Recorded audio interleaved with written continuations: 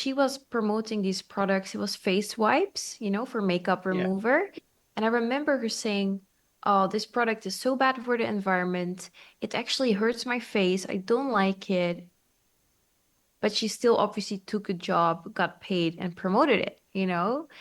And it was just being around that and really seeing, how the majority of influencers, obviously their job is to persuade people into buying behavior, to get the most attention so that we are promoting products. But how do you make sure that someone is genuinely recommending something and not just doing it for the money and the attention? Martians landed. Yes. Wearing Prada suits. Yes. Drinking Henry Seltzer. Yes. Chewing juicy fruit. Yes, and? Your branding here. Yes, brand. Your message here. Yes, and? A verse about Yes. your product here. Yes. I'm Hirsch Redfin. Yes, and? I'm a message therapist. Yes. And I have a podcast. Yes, brand. That's right, that's it. Yes. We'll help you fix the world. Yes. Or your bottom line. All right. Your bottom line. Get it. I get it. Welcome to the Yes Brand Podcast. In the hot seat today on Yes Brand is Yet Von WIKE. Yet is from the Netherlands. She owns and founded a marketing agency and an e-learning company. But this is all after having been involved in the influencer space for a while. And considering that she is rather young and new to the business, and I think she had, yet you can correct me, I think you had established this seven-figure agency in your mid-20s. Is Yeah. that accurate? And Yes, so, correct. Yeah. and so she's a really quite interesting woman and business owner, and I'm excited to have her on Yes Brand so we can talk about the influencer game and how to build a brand around all of these different kinds of facets of your personality. So, Yeah, thank you so much for having me. oh, it's a pleasure. So, first of all, we have to get a sense of what was your initial vision in business? Is when you first started, perhaps your education, or what did you expect your business adventure to look like?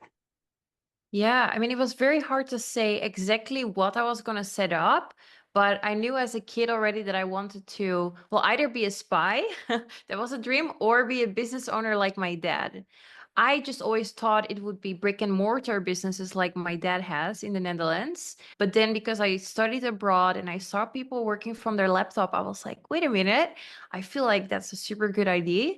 So for me, the drive was really that freedom to travel, to have location and time freedom. And that's at that point, I looked at the people around me. I was in Asia back then.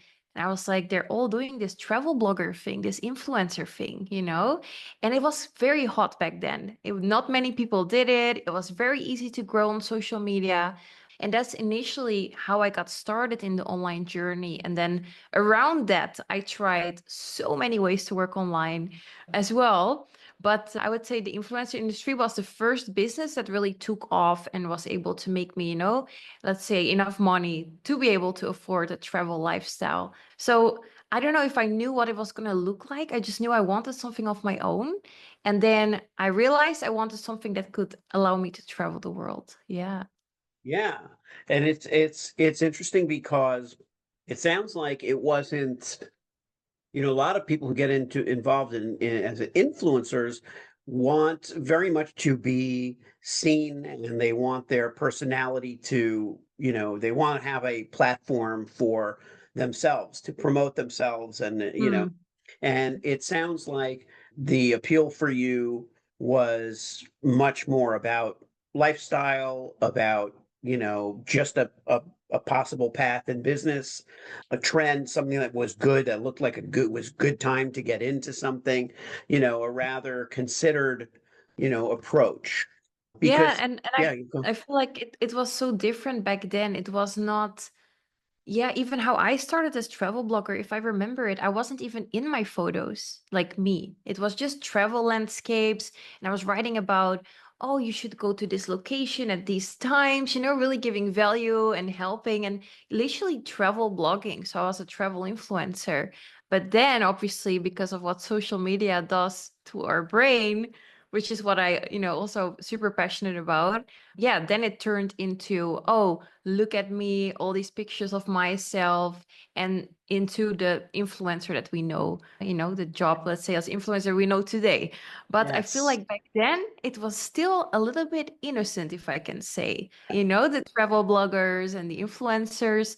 And now, obviously, well, what is that? That was 2017, a long Yeah. time later. It's different. Well, let's talk about that a little bit because that's kind of where you decided to make a change was it started to get to become stressful, right? And the expectation of delivering and managing and what happens if you don't post or you get off schedule, Mhm. what happened that triggered a kind of rebellion a little bit. Yeah, I think it was for me two moments that I really remember very vividly. I think the first moment was I was living in a house at that time with another influencer in Bali as well. And I remember that she was promoting these products. It was face wipes, for makeup Yeah. remover. And I remember her saying, oh, this product is so bad for the environment. It actually hurts my face. I don't like it, but she still obviously took a job, got paid, and promoted it.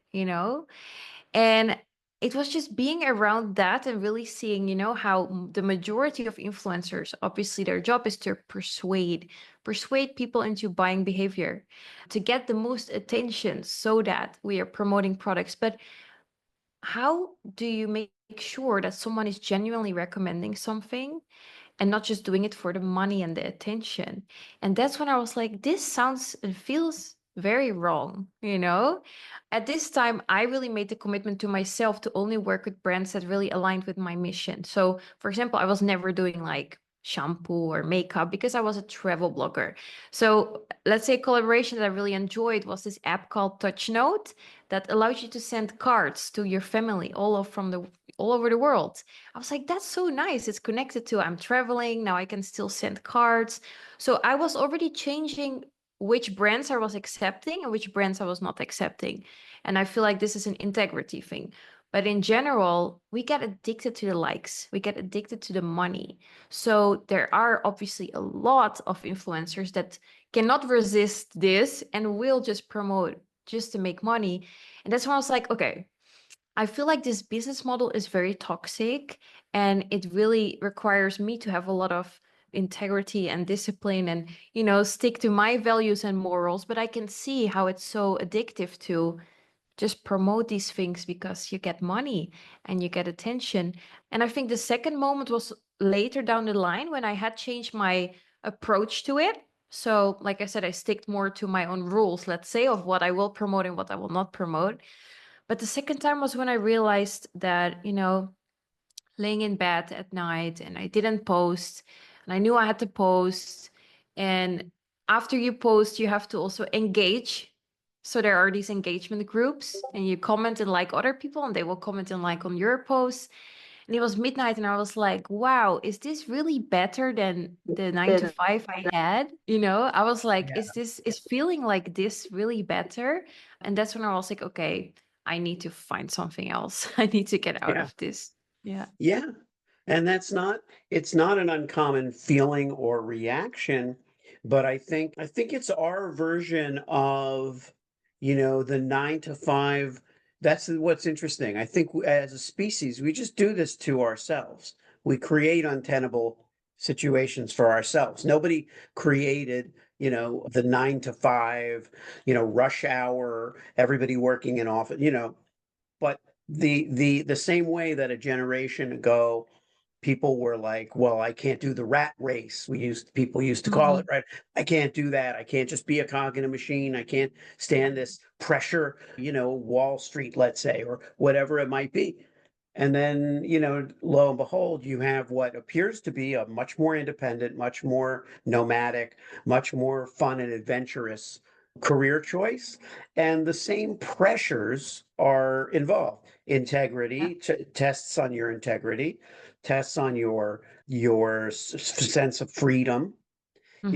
So what change did you make? Yeah, so for me, I really looked at, okay, so I do speak a lot about the rat race, and but I say it in the context of I just don't think we as humans should do something that doesn't make us happy. So that can be the type of job you have, the hours you make, but if anything in your life you feel like I hate my life, I hate my work, and you're living for the weekends, I don't think that's normal. I think we deserve much more. But I know we live in capitalistic world, so we need to make money in the end of the day. So my whole motto was, okay, I know I need to make money to survive, but how can I do it in a way that I actually enjoy it and that I have as much freedom as possible? And for me, freedom was location and making my own schedule. So I looked at, okay, what are the options out there to achieve this? And of course, a lot pointed to the online world still. So at this time, I started to try many different things. I was part of an MLM. I did affiliate marketing. I had a web shop. I did obviously travel blogging for a long time, which they also said you could make so much money with, but it's so hard to rank in SEO and it takes so much time, to make actual good money from there. I did drop shipping, crypto, like literally everything under the sun. And everything failed or didn't seem to be as easy as everyone was saying.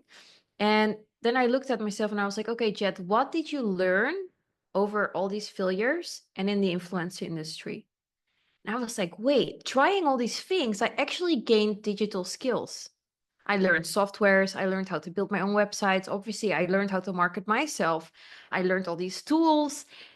And I was like, wait a minute, what if I offer these marketing services to other businesses? This Yeah, takes me out of the equation. It's not anymore about how many likes I got and how many, how good my profile is doing. No, no, no. I'm using the strategies, but I'm using it to help businesses with their Instagram, with their email marketing, building their websites. And for me, that just made the most sense to do at this point because I think a digital skill nobody can take away from you. It yeah, is something you're going to be able to keep forever. Plus, it's not related to third parties. So MLM, it was obviously you're promoting other people's products. Affiliate marketing is very similar. Then, web shop, it's not 100% online. You're dealing with stock or shipping. So I just really broke down all the ways to work online and kind of analyzed it. And I was like, it makes a lot of sense to me. You learn a marketing skill and there's businesses that need your help because they don't have time or they don't obviously know right. how to do these things, but I do. And that's actually how I started as a freelancer. So I did marketing for other companies and I was like, whoa, I mean, you're still obviously trying to help them and make their followers grow and make them have a lot of likes. But when you've posted and you've done your job, you do detach from it way more than if it's your face and your Yeah, page.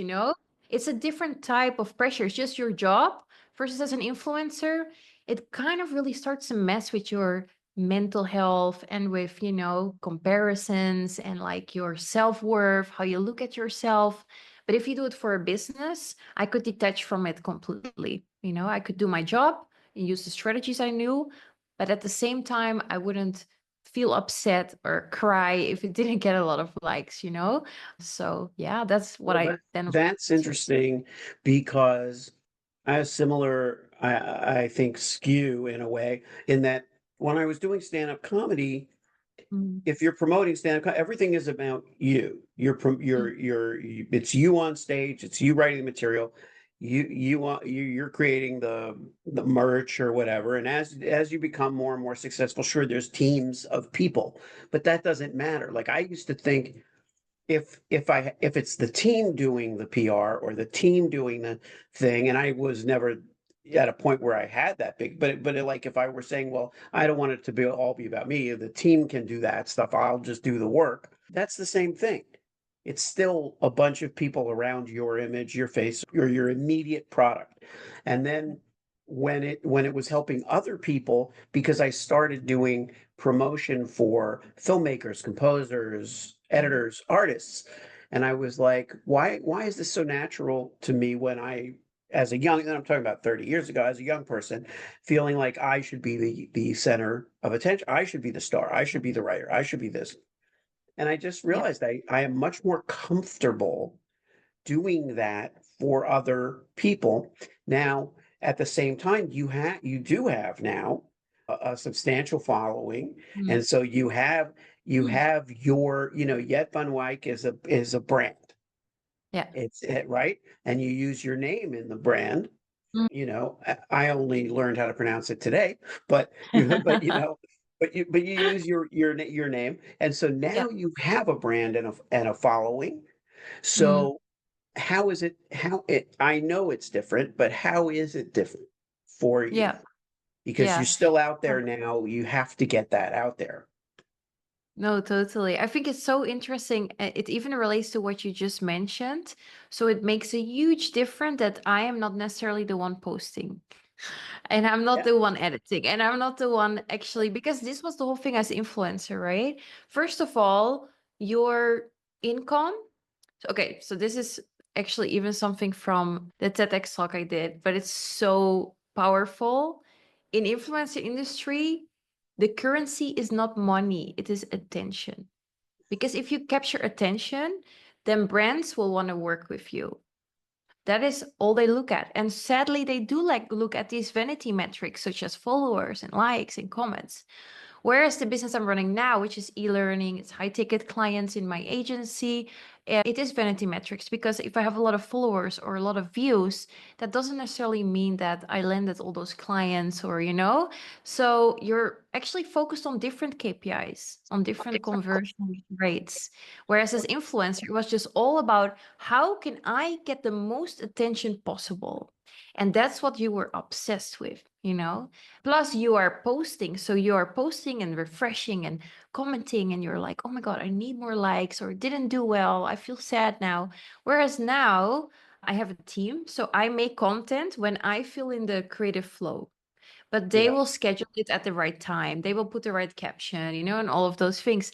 I don't even check it really when it goes live. Sometimes I don't even know. My friends are like, hey, Jed, you just posted. I'm like, yeah, it was not me. It's my team. So you are so much less like attached to it and attached also to the outcome. And that's the second part that, at least for me, and I understand that we all have different ways of digesting information. But for me, the biggest turning point was understanding the neuroscience behind what social media does to our brain. And when I understood what it actually yeah, does to us, I can resist it now. So I know now how it plays an effect on us, how we get addicted to it, how conformity works also on social media, that we always try to go with the crowd. Whatever gets the most likes is seen as the best or the nicest or something to copy. But if you truly understand what's happening in your brain and how that happens and why it makes us feel so bad, then you can resist more easy as well. You can say, hey, I shouldn't compare myself. I know this happens because of this and that. And now I can just let it go. And I can just choose not to care about the likes and followers. If I put out content, then I say it's more, you should focus on documenting over curating. So as influencer, you are constantly curating, making sure everything looks perfect, and you take 1,000 pictures, and all the poor boyfriends of influencers, they will know what I'm talking about, yeah, including my ex. Like right. it's never right. You have to make so many pictures, and before you can eat, you're spending 20 minutes making photos. But that is curating because it's not real life. That's not Yeah, actually because what there's you look nothing, like. That's yeah, there's nothing, you're contriving it. Yeah, and they used to do that in the 40s, 30s, 40s, 50s in movies in Hollywood, Mm, contrive people's lives. It is the same thing. This is something that I think, I try to convey to my kids is that, the more things change, the more they stay the same. The device, the medium changes, but the yeah. fact is the same way that the studios created movie stars, brands and people themselves, and TikTok and Snap and everything else are creating influencers. And once you have created yourself or turned yourself into that or sold yourself into that, Mm, Now nothing is real anymore. Um, exactly. and I Yeah. think that, we're talking about a lot of different aspects of it, but the point that you were making there a moment ago was now you live your life and you're aware of the elements. So, in other words, you're aware of cameras and microphones and where things are Mm, and what is an interview and what is a meeting that you're one on one with somebody, with a mm, client or with an associate, and what is for the public and what isn't for the public. That's an interesting thing. So now your life is your own. I would yeah. I would say you would feel now it's your own. Yeah. So in terms of relationships, in terms of how you exist as a person, that's different too, I imagine. Yeah. Yeah, I mean, yeah, that's what I see it now more as is just I'm documenting my journey. And my journey will change. And this is also the thing about the personal brand, right? Why it's so strong versus making a, let's say, company or product-based brand, that it can change with us as we grow. So if you look at what the things I was offering years ago versus now, it's different, but it's still my personality and obviously the things that I do. So for me, it's more documenting. So I'm just saying, hey, guys, I went to the gym today. I did this, this is my life. I had a really hard day. I also share the downsides of entrepreneurship. So it's more now about documenting the journey towards, the things I'm trying to achieve versus curating as if, I live this perfect lifestyle that everyone should aspire to have. It's being more real with people. And I feel like, especially maybe as a Dutch person, I do feel like we get the feedback, let's say as company, that people are like, we are so happy that you guys are more real. It's just more raw, more documentation of what's going on versus like, yeah, setting up this whole act of how perfect everything is now. Well, you mentioned Dutch culture. So Mhm. what is a big difference between Dutch culture Mm, and people your age, maybe even a little older, that are in a global business world versus, let's say, American culture? yeah. What are some of the sensibilities that are a little different from your point of view? Yeah, I think I can only speak from obviously the feedback we just received because I've never lived in America. I've just Yeah. visited recently, actually this year for the first time. I have some American friends. I've Where had did some you American go? coaches. Where did I go? I went to LA, Orlando, New York, like really the key. I went to So, Denver, Florida. A bit yeah, random, but all the let's say a places good I lived. mix. Los Oh, Angeles, New really? York, Miami. Yeah, I lived in all three places. Well, it's Yeah. like it was a good mix, but let's say I cannot speak it like clear enough about American. However, what I hear a lot is maybe that at least our approach, maybe we are perceived. Okay, let's say that we are perceived as more humble in my marketing. Meaning I don't flash Lamborghinis or talk only about how much money I'm making or this, that, or like super screamy, excited, which is what some of my coaches who were American, that is more their teaching style. I feel like my teaching style is more like, okay, guys, this is it. Let's dive into it. Let's, yeah, maybe more calm, I would say. And then in my marketing, yeah, I promote more, I would say dream and pain marketing. So we speak about the dream, but the dream for me is not only about making money, it's about doing what you love. It's about connecting your passion to a niche so that you actually enjoy it. So more philosophical as well. And not only focusing, let's say, on the flashy outcome or flexing. I mean, it's also probably because of where I live. Maybe if I lived in Dubai, yeah, we will say. Would I have gotten a super big ass car? Could be, maybe. And but because I'm here I live in Bali now, I just drive with my dog on a scooter every day. I'm kind of more an undercover millionaire here, Like you wouldn't What kind know of dog what kind of necessarily. dog do you have? Yeah. What She's kind the of Schnauzer Terrier, but I uh, rescued her. So it's like a mix. It's a mixed yeah, dog. Yeah, yeah. yeah. But I mean, We that's my style, like how I yeah. drive around here.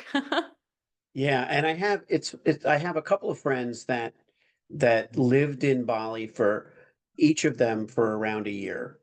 One was an influencer, but really more a photographer and Okay. director than an influencer per se. But that's where she Hmm. started, and but I think she likewise much preferred to step back and capture, the human form, the environments, cultures, and so forth. And then another friend who was a producer in the advertising space, but Bali just seems like a marvelous place to live. It seems like if you wanted to pick a place that would be a little less stressful, maybe that's it. How often do you travel in what you're doing now? So let's say I don't really, there's no need, like I don't have Yeah. to, but at least twice a year I go back home to the Netherlands to see my family, my grandparents. Then I mix it sometimes as well with in Europe, just traveling. And then now the last year, because I was part of this book that we launched and it became bestseller, which is super exciting. We just launched it actually a few months ago. So I was in the US for that, and we did a huge tour in New York, and like all the big Yeah. places. So that was more for business to promote that book. And then the year before that, I was also for a conference in the US because I do feel like a lot of the business opportunity in terms of real life experiences like conferences or meetups or live coaching sessions or obviously anything PR, TV shows, that is obviously more happening in the US than that is happening here. But it was a nice experience though for me to see what it's like. But now I came back 2 months ago and I decided I think the rest of the year I'm gonna stay around Asia and just ground and because to be honest, it was a lot. Like 2 months in the US, nonstop going to TV shows and all of that. It also made me realize like, is this what you want yet? Yeah. I thought I wanted that. I thought I wanted to be on TV and do all these things. And now I did them and I was like, okay, you know what? That was a great experience, but actually, I'm gonna slow down. Yeah. Yeah, Yeah. and you know what? When there is another book, when there's a Yeah. reason, then you feel like, okay, well, I'm choosing to do this. It's like a Yeah. band going on tour. You could Yeah, stay on the exactly. road, 24/7 and burn out, or you could say, okay, I'm ready for another tour now. I miss it, Yeah. Yeah. you know? Yeah. It's Um, I even compared it to getting I don't know if you have any tattoos, no, I but don't. okay, so I see it like that, it's like I get a tattoo, you think it's a good idea, it hurts so much, and then you're kind of cured for a few months or a Right. year even, and then you forget the pain, you're like, oh, let's do it again, but then you're like, okay, no more. So I feel like it's kind of like that. I've been now to the US like in a few time frames and I Yeah. feel like for now I'm cured. I'm like, okay, I'm good. But I'm sure next year I will be like, okay, what was it like again? Let's try it again. Yeah, we Yeah. often forget, some of the stressful parts of things, Yeah. hopefully we keep it interesting. So that brings us to, kind of the final word. I like my guests Mhm. to be able to close out the show with whatever advice they want to give to entrepreneurs, people who think differently and are, really ultimately, I think if I thought that my audience and guests had anything in common, I would say independence, that they have an independent Mhm. streak.